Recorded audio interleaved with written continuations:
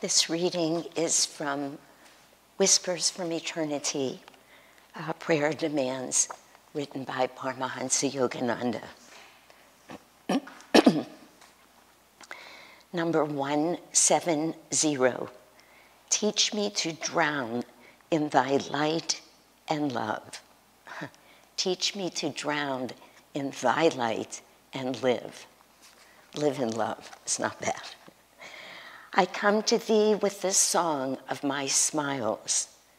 Whatever treasures have lain in the secrecy of my soul, I bring eagerly to thee. I bring thee all the honey from the hive of my heart. All that was ever mine is now thine alone. The sunlight of this world, shining upon my eager hopes and brief, fickle fulfillments, action, my thirst forever in thy radiant waters. The taper of my aspiration will burst aflame with thy coming into a conflagration of bliss. In thy vast, enchanting sea of light, I will swim joyfully forever. Teach me to drown in thee and live, rather than live in a mirage paradise of earthliness and die.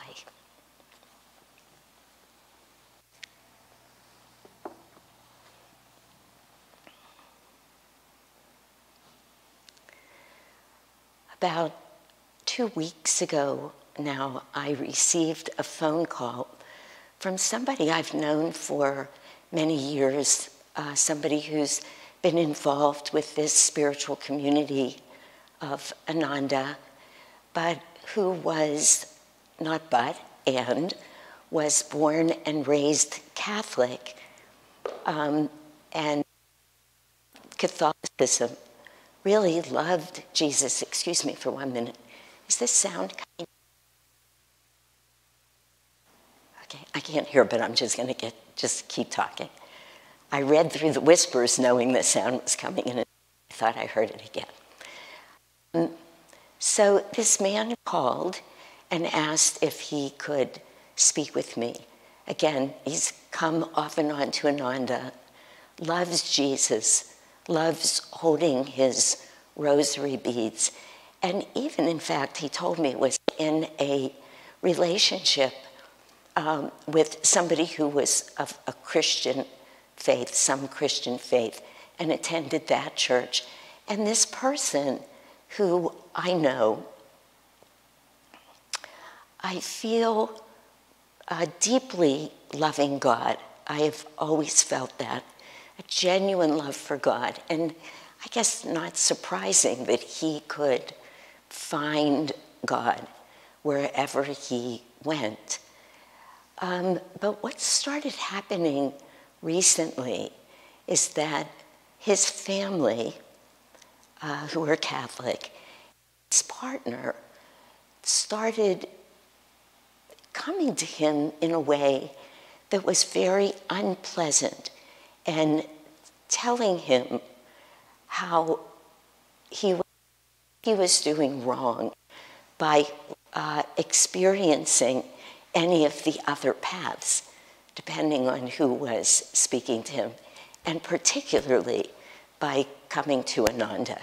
These are people that he loves, people that he trusts, his family who he says are beautiful souls who pray for others all the time. So the way that can happen when we've learned to love and trust people, and we've grown up listening to them and learning from them, a great confusion set in, a deep confusion, a lot of pain. That's when he called me.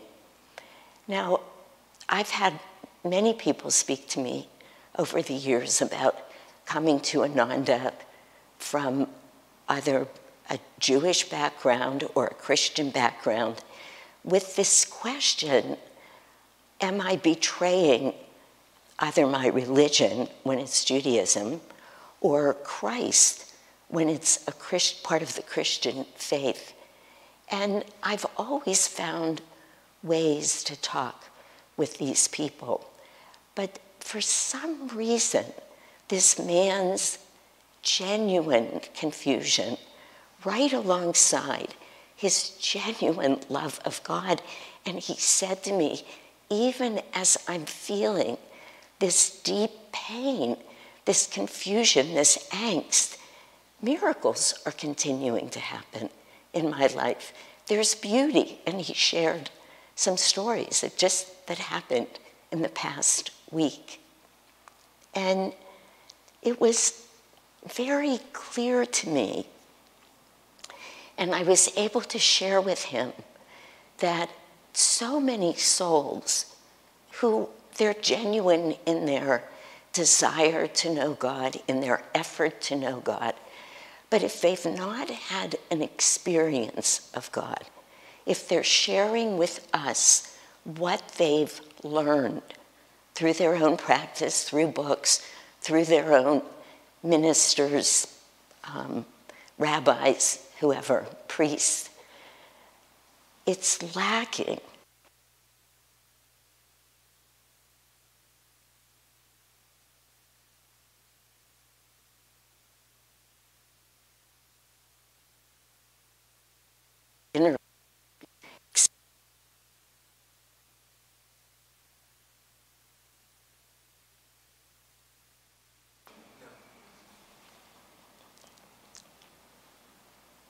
Okay, I'm back on.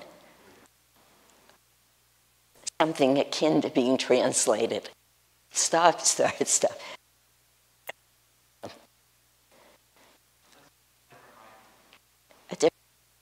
Okay, we're going to change.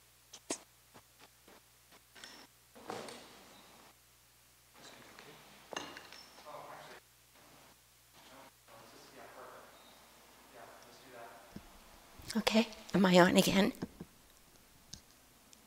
Yes? Okay, so what came to me as I was speaking to that young man was what I often say to people, that first of all, that the masters never argue about their way being the right way. That's not something that happens between them. That in essence, Jesus and Paramahansa Yogananda are one. And there's much more that I could say, but what came to me when I was speaking to him that was so clear to me was that not only could one find God through every religion, not only could they find their path if they knew how to attain that state of inner communion with the divine, but I realized as I was speaking to him that it's not just different religions where truth is one, but paths are many. It's every single soul, that every soul has its own path to take to come to God, every soul. And I was able to say that to him, that with all the best interest in the world, they can't really know your way. I once heard Jyotish say, every drop of water takes its own path to the sea, yet it makes it to the sea. It becomes one with the sea. What we know and what Jesus was talking about, what Yogananda and Swamiji have told us and written to us and teach us, is that there is only one true religion. That is the religion that says we are all manifestations of God consciousness. We have all come from the same spirit, And our soul, in remembering that, is always on this path, its journey, to find its way back to God. This is called Sanatana Dharma in the Sanskrit language, or for the Indian people, an eternal truth that we are longing to return to our divine nature. And that the way to worship, the best way, the right way to worship for each soul is that way that will get us back on that path to God. It doesn't matter what is going on in the religion. Many masters have come over thousands and thousands of years, and they come and they spread their teachings. They have a language, they have a way to pray, they guide people in very particular ways. Let's do these rituals. They use literally a certain vocabulary for the time. They're all looking towards the same goal. Every true religion has for its goal finding our way back to God. But what happens? There are disciples, there are students, most of them not with the same spiritual clarity of their teachers. And they very quickly come to believe that their way, the way that they are understanding their teacher, is the best way to worship. But that's not true. It was never what the masters were saying. Ramakrishna himself said that he entered into the teachings, the vibration of every true religion, and he found deep within himself that each of those true religions would lead him to that place of inner communion with God.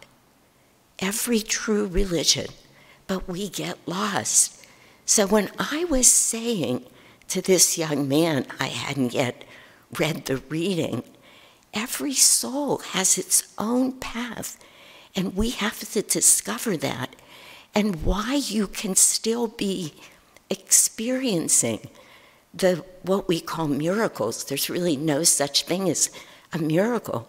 We enter into these moments of truth, of communion, of heart-to-heart love with the divine, and truth happens. And that truth, because we live outside of it for so long, we call it a miracle. But it's not a miracle. It's simply the way things will be, as our soul is connected with God. And for many who are not yet fully realized or don't live in that state, still, many are blessed with moments of it. And your heart knows it instantly. And each time it happens, you are never the same again. You've been touched by God. Nothing is ever the same. And we lay this foundation. This is what it means to walk on a spiritual path. And I was able to say to him last week, the reason this is happening, this deep conflict, is because one aspect of your life is they love you, they care about you, but it's part of the human condition. And it's deeply confusing to you because it's not your path. It's not where you will take your next step. This path is long and winding. The truth may be absolute, but the path goes on for a very long time. And at every point along the path, and God knows this, we need landmarks, we need directions. We need to know, where do we go next? Where do we turn? What tool can we use? All of the outer religions, or the outward manifestation of religion, even for those of us on this path, even Kriya Yoga, which is the way that we're taught to meditate, it's so sacred. It's our tool to draw energy and consciousness in, and our tool to direct it up until we can find those moments through the heart to the point between the eyebrows, the center of Christ consciousness, of pure and utter stillness. And in that stillness, whether it's for a moment or it lasts longer for some, we are with God. And what was happening to this man is he's saying to me, but Shanti, how can it be these miracles are still happening? And I had to say to him, keep loving your family. Keep knowing that they love you. They are doing their best.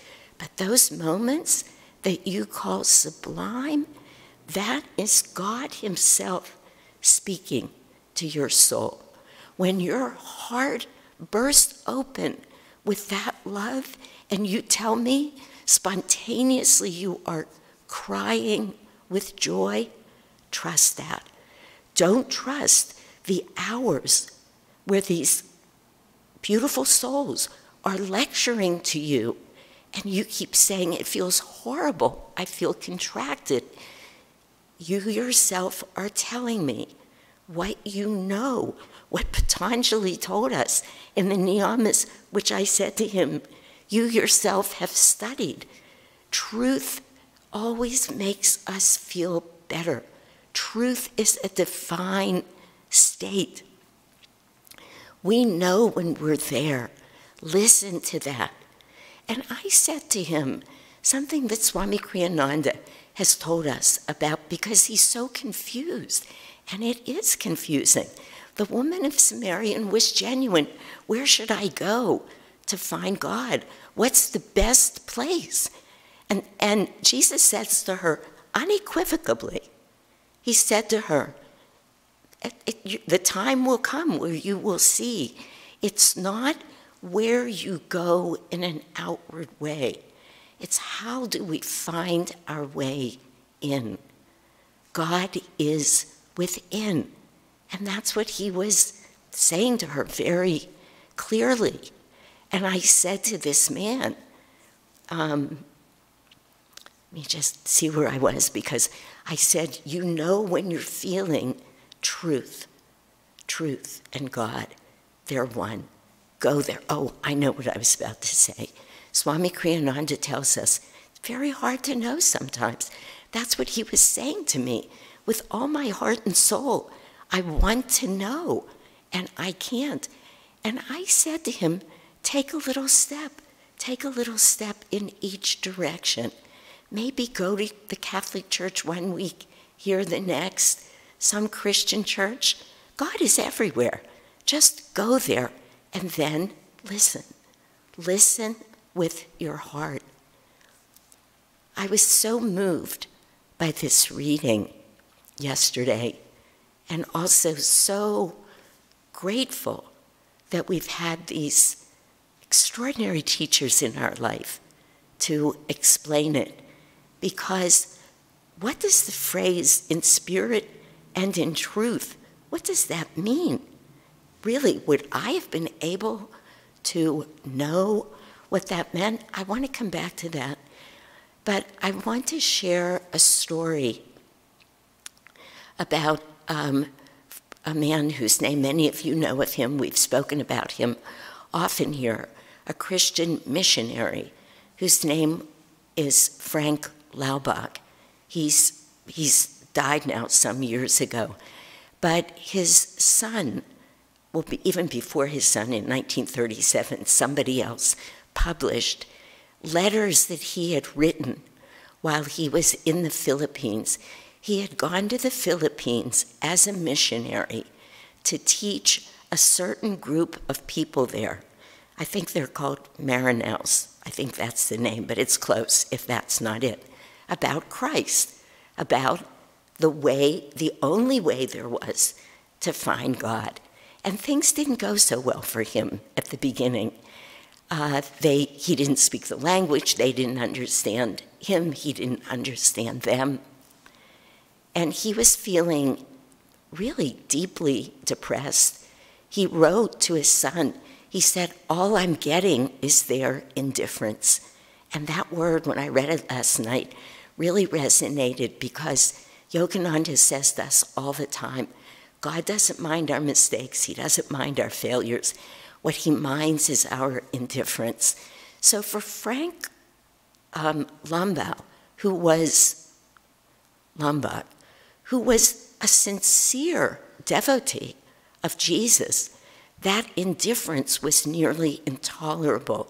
And he was very depressed. And he was writing that in these letters, which ultimately got published in this book, Letters of a Modern Mystic. But I was just glancing through that very quickly last night. I just picked the book up, and I came to the place where he said, the only thing I can know to do is begin to practice. These are not his words. I have his words here, but I won't read them to you right now, but it's close. Is to begin to try and practice the presence of God in every moment. And he started doing that. He says it was very difficult for him at first, but he began to try and practice it. He said it came to him that he remembered reading that only, this is in the 1920s now, or maybe 1930, that only a third of the people in the United States were part of a congregation. And that third said maybe they went to church every other week. And then he knew that most ministers only mentioned Christ in 1 out of 4 sermons. So he figured it out that 1/6 of the people were being exposed to Christ or even hearing about Christ at the most 10 minutes a week. And then he said to himself, how can we know Christ that way? How can we know love that way? When he said hate, greed, selfishness are given thousands of times that much energy. He said, what did Jesus say to his disciples? He said, come with me, live with me, walk with me, study with me, learn with me, eat with me, sleep with me, 24 hours a day for 3 years.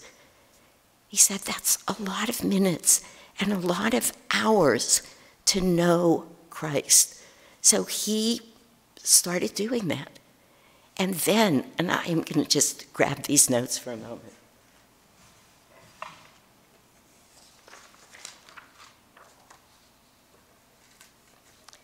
He said this beautiful line after he figures this out and he devotes himself to walking, talking, eating, sleeping. Everywhere he looks, he begins it as a practice.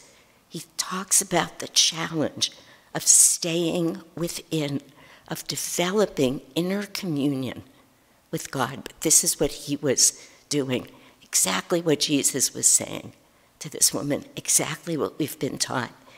He says, anyone who has tried this kind of abiding knows the power of it. Listen to these words. He says, it is like being reborn from the center to the circumference. Master says, center everywhere, circumference nowhere. This was in 1930, Frank Laubach's writing, like being reborn. Of course it is. When you dive that deeply into God, when you discover the divine within, you are reborn into your true nature, into God's love, into your divine reality from the center to the circumference. And then he says so beautifully, it changes every person who does it. That is just so beautiful. Later, he goes on in that book to give us what he calls the game of hours.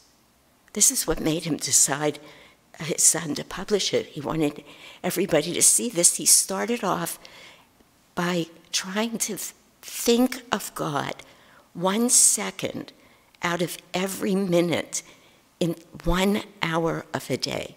He says, choose an hour, 1 second out of every minute in an hour, 60 times, and then expand from there. And he says, it will not be easy. You will not do well at first. Let it go. You're on the path. You might be low on the path looking at the summit, but you're on the path, and the very nature of calling to God from within will lead you there.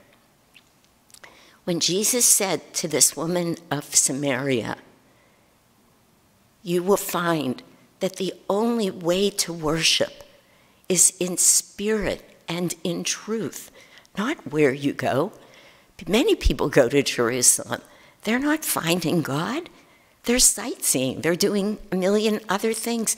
Even if we sit in these sacred places wherever we go, and we don't take the inspiration, the vibration of the great saints that were there, if we don't sit and allow ourselves to use that to awaken that same consciousness within us, then it's a wonderful experience. But it's external to us. It won't last. If we bring in all of that inspiration, all of the joy of God, and we can only do this by sitting in meditation. This is what in spirit and in truth means. In spirit means beyond this body, beyond this material world, to worship God beyond form. And in truth means that we commit ourselves to meditating deeply enough, regularly enough, that we can offer ourselves up to God and be lifted up into that state of truth, of divine consciousness, of God's presence in spirit and in truth. And Jesus says that is the only way. We each need to find a way, as the Bhagavad Gita says, sequestered. Passions calmed, it says, thoughts stilled, or close enough if that's not it. Find time to spend alone with God every day. Find the altar that resides in your heart and pray there. Just go there. You know, I had a profound experience years ago now that I've shared with many of you, but last night I felt it in a whole other way. This is what happens with these great spiritual teachings. We receive them where we are. Good enough. We're all making the effort. Some years ago now, I was meditating up at our meditation retreat at Ananda, outside of Nevada City. And I had gone to meditate in what's called Babaji's cave. Literally, people at the retreat had dug underground because Babaji, this great ever-living master, on the altar behind me, has a cave that he meditates in. So they built Babaji's cave. People have been meditating there for years. That also makes a place holy. That also imbues it with a vibration. And I walked in there, and totally with God's grace, I went into what I'll call a deep meditation. Instant kind of calmness, felt my heart opening. And after I meditated for a while, I just could feel the masters. That's all I can say. I don't even want to try and explain it. And the thought came to me that they were about to ask a lot of me in terms of what I would be doing in the world. I felt like I heard them say, "We are about to ask a lot of you." And the list came to me. The list is the least important part of this. But then the next knowing, hearing that came to me. And if along the way you forget who's doing it, doing the what was a lot, they said, find the nearest altar. I felt, even in that moment,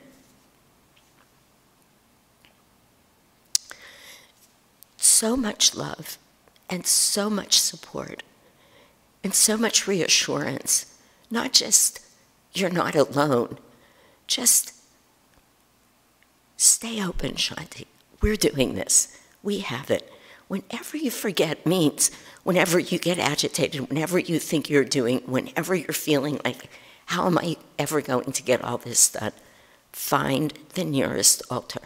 So, silly me, that's what I did for 2 years. Every time I could feel myself, as soon as I could catch it, I'd run to an altar. Well, you know, not hard. There's altars everywhere in Ananda, in everyone's homes, in every room in the church, the temple, the teaching center, everywhere. Wasn't a challenge. One day in meditation, it came to me, Shanti, they were talking about your heart.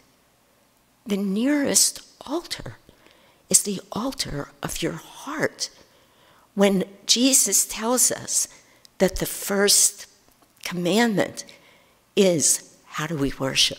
Thou shalt love the Lord thy God with all thy heart, means get rid of all of your desires, your needs, your attachments, and move into that pure love.